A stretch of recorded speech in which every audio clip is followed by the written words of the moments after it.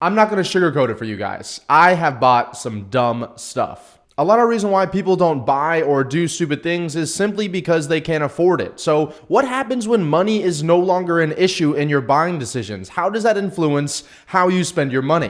What's going on, guys? Ravi Abuvala here, and in this video, I'm going to be walking through the 7 worst purchases I have made as a millionaire. Quick shout out to the sponsor of this video, Scaling with Systems, my own company. If you're a business owner looking to start or scale your company to multi-7 figures, hit the link down in the description below and apply to speak with myself or one of my coaches, and we can talk about how we've done that for thousands of entrepreneurs in the past 2 years. Now, I'm not only going to talk about things that I wish I hadn't bought in this video, but I'm also going to be talking to you about why I bought them when I bought them, and then why I regretted it later, and finally, what I recommend you doing if you're presented in the same situation. So the first and biggest mistake I made as a millionaire was buying my brand new Porsche 911 GTS.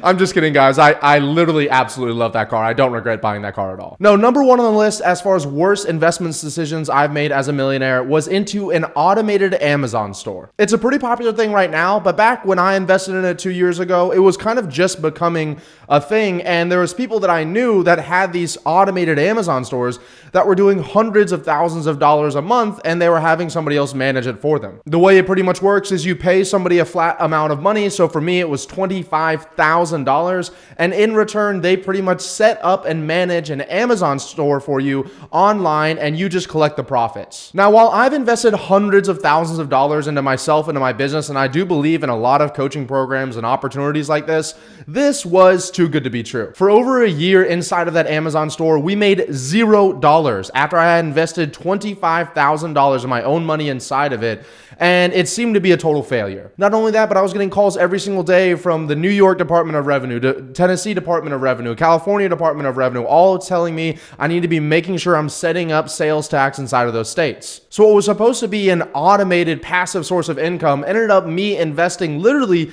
dozens of hours every single month trying to fix fires inside of it, message the guy that was supposed to be making me all of this money, and wonder and pull out my hair as far as why I bought into this in the first place. Now, 2 years later, we ended up doing about $1 million in sales inside of the store, and I actually ended up selling the store, so I left it in a profit, but the profit was not much for the amount of time I put inside of it, and that's actually why I don't really love e-commerce businesses personally. I'd rather do high-ticket service-based businesses like what I have myself and what I help my clients do, because we have 60, 70, 80% profit margins on those. It's a lot less headache, and in my opinion, it's even more scalable. Lesson here is, if it sounds too good to be true, it most likely is. Now, the second biggest mistake I made as a millionaire was along the same routes, and it was an e-commerce coach who wanted to show me how I could start, once again, another automated passive e-commerce store online. By the way, as a caveat here, guys, if anybody tells you it's easy or you can make passive money instantly online, do not believe them. I do help people start and grow their businesses pretty quickly online, but we don't fool anybody by telling them it's going to be easy. It's actually going to be pretty difficult,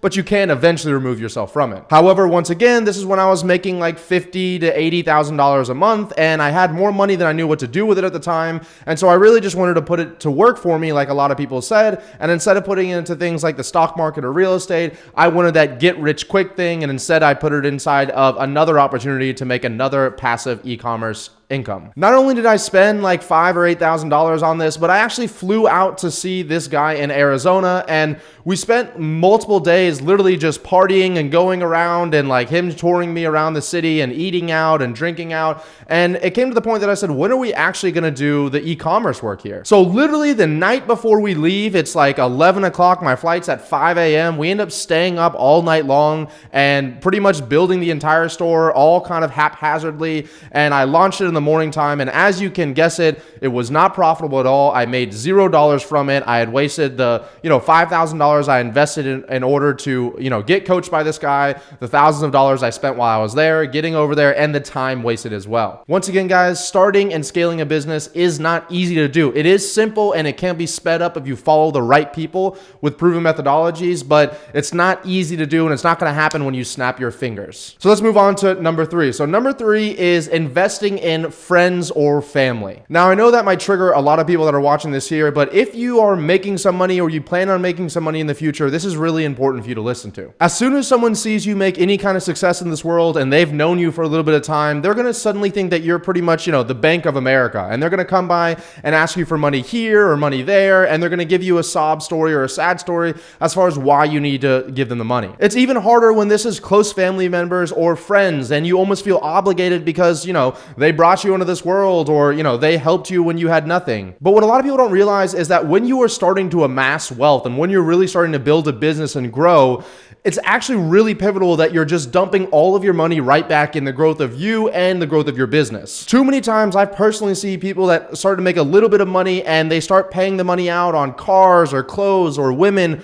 or houses or family members, and as the money's leaving faster than it's actually coming in, and they actually end up being in a worse position than if they had just held on to the money a little bit longer and waited until they had some real wealth, like over $1 million, and then maybe started giving it out to their friends or family or buying things they wanted to do. For example, after I made my $1 million, for like 6 to 8 months after that, nobody knew that I was a millionaire. I didn't post it online. I wasn't, flying around the world. I wasn't living in expansion mansions. I wasn't, spending money on fancy cars or clothes or taking all these women out on dates. I was literally living the exact same lifestyle I was before, so that I didn't have my means, go above, or my expenses go above my means. On top of that, one of the most difficult things I've learned is that when you give out money just willy-nilly to your friends or your family, it actually has a lot of harsh consequences for both you and them. I realized that I really started to resent a lot of the people that were calling me all the time just to ask for money or just to ask for a loan, because I thought, you should be going out here and doing this. I'm working so hard and I see you not working,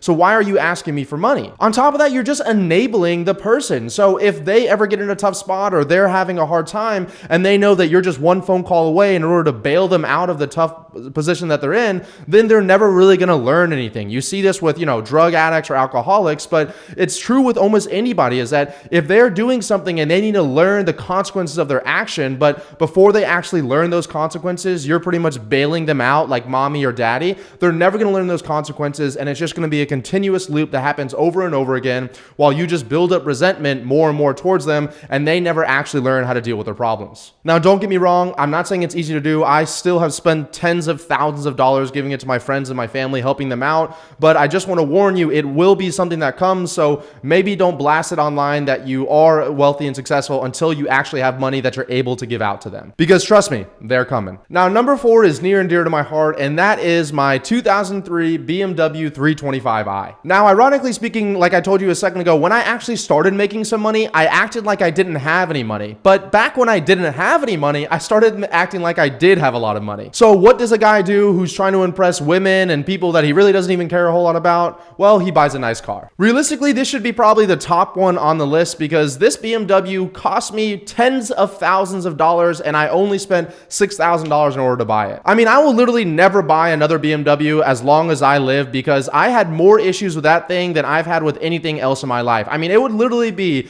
I would go to the mechanic, they would fix whatever the problem was that week, I would drive it home, the next day an emergency or an engine light would come on, I'd have to go back there again, and there would be something else, I'd have to spend another few $1,000s I didn't have on it in order to fix it, to impress people I really didn't care about impressing. This cycle continued and continued literally for years. I mean, it became to the point that I just started not fixing things inside of it, and so the air conditioning stopped work, the back windows stopped rolling up, and so instead of being this like kind of luxury cool car to drive around in, I was actually embarrassed for anybody to sit inside of the car for fear of them seeing the thing was a POS. I think one of the happiest days of my life was about 2 years ago when I knew I didn't want to live in my hometown anymore, and I decided to sell everything that I owned in a matter of a week and move to Spain. I pretty much gave away all of my stuff to friends and family, and I had to get rid of my car really quickly, and like I said, it really wasn't a great car, so I called a junk company around the corner. They paid me $125 for it, and they came around and picked it up, and I think I have a photo, I'll put it on front of the screen here, of me actually like the last day in front of the car, and the guy paying me $125 in cash, and I remember just being like, so happy getting rid of this thing that just had tormented me and cost me so much money over the years. Number 6 on the list is going to be my law school admission test instructor and tutor. Now, for those of you that don't really know my journey too well, I was originally planning on becoming a lawyer, and I wanted to be one of the top lawyers in the nation.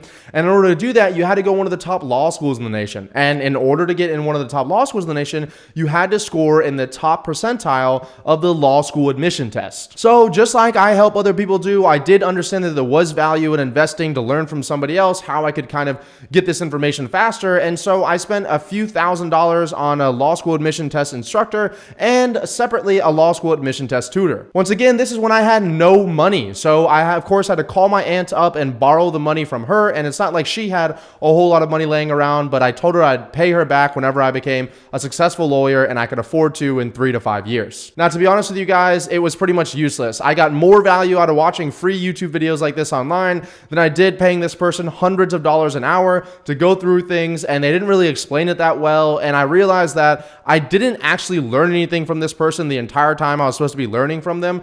And the only thing that made them qualified to teach me was that they had scored in the top percentile on their test. But I will tell you right now, as a business owner, just because someone is successful in business doesn't also mean that they are qualified or capable to teach somebody else how to be successful in business. It takes a lot of patience and explanation in order to get somebody who's not at your level to get up to your level, and a lot of people don't have that. And if you're trying to teach somebody else when you don't have that patience or that know-how, then it can become a really, really nasty situation, which is pretty much where I ended up. Of course, that wasn't the only reason why it was a waste of money. I ended up not going to law school. I did take the test. I did score in some of the top percentile of the test takers in the nation. However, I decided to start my own business instead, so I really never needed to do that in the first place. And I was really blessed to be successful in that business, and about a year later, I actually was able to pay my aunt back for that money in full, plus a good bit of interest. And the final worst purchase I've made as a millionaire was in a 12-month lease with a landlord in San Diego, California. Now, I won't get into all the details here, but this landlord, Cameron Gadimi, decided to build multiple bathrooms inside of the house that myself and my friends were living in at the time while we were living there, sometimes in the house Friday, Saturday, and Sunday at 10 o'clock, 11 o'clock, and at midnight. And when we asked him to leave, he simply told us that we were lucky he was building the bathrooms for us and that we should be grateful he's doing it. Look how nice it is. We're just 10 weeks in, and it's coming along quite quickly.